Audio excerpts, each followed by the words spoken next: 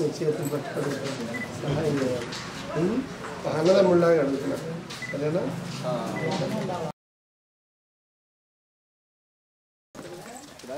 నువ్వు మరి నీ చేతులు పట్టుకుని అడుగుతున్నా,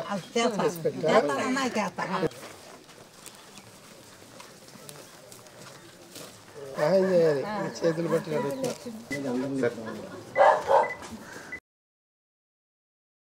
చేతులు పట్టుకుని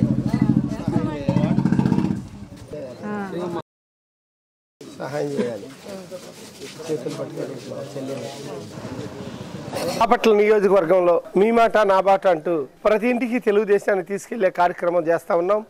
తెలుగుదేశం పార్టీని బలోపేతం చేయటం, రాబోయే ఎన్నికల్లో చంద్రబాబు నాయుడు గారి ముఖ్యమంత్రిగా చేసుకోవటానికి సహాయ సహకారాలు అర్థించటం, ఒక చెల్లికి అన్నయ్యలాగా, ఒక అవ్వకి మనవళ్ళలాగా, ఒక అమ్మకి కొడుకులాగా, ఒక అక్కకి తమ్ముళ్ళలాగా ప్రతి ఇంటికి వెళ్ళి ఒక అన్నదమ్ముడుగా తెలుగుదేశం పార్టీని బలోపేతం చేయటం కోసం ఇంటింటికి తిరుగుతూ ఉన్నాం.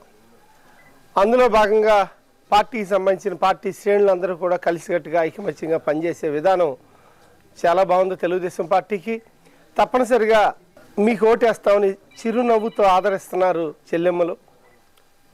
తెలుగుదేశం పార్టీ రాబోయే మేనిఫెస్టోలో ఏ ఏ కార్యక్రమాలు ఉన్నాయో అవన్నీ వివరించడంతో పాటు ఒక బ్లోచర్ను కూడా ఇచ్చి ఆ బ్లోచర్లో ఇదేం కర్మ మన రాష్ట్రానికి అనే విషయాలు ప్రస్తావించాం.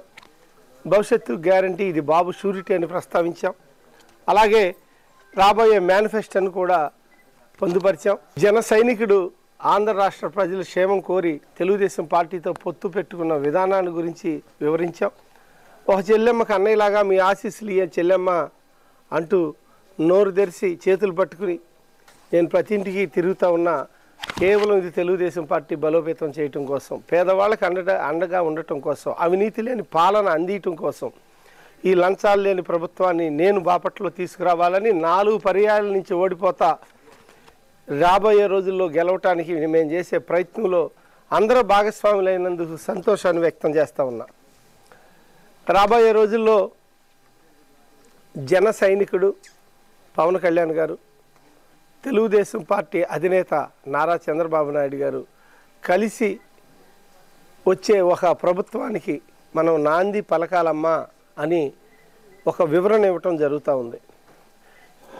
తెలుగుదేశం పార్టీ మీ ఓటు అనేది మీ కుటుంబ బాధ్యత.